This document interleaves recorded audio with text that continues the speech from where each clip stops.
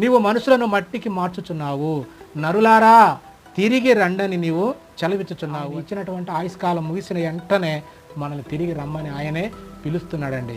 ఎందుకంటే ఆయనకు మన ఎడల ఉన్న ప్రేమేనండి.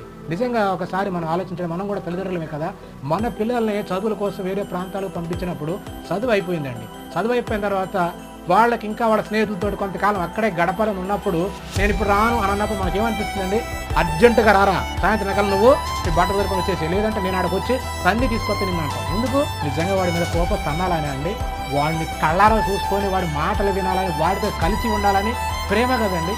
మన పిల్లల మీద మనకి ఎంత ప్రేమ ఉంటుందో దేవుని ప్రేమ కూడా అదే కదండి. కొద్ది కాలం పంపించాడు భూమి మీద ఉండడానికి, అంతే తప్ప నువ్వు ఇక్కడికి వచ్చి భూమి శాశ్వతం అనుకొని ఇక్కడ మాయలో పడిపోయి సాతాను ఆలోచనలో బతుకుతానంటే పర్మనెంట్ ఇక్కడ ఉంటాను అనుకుంటావా?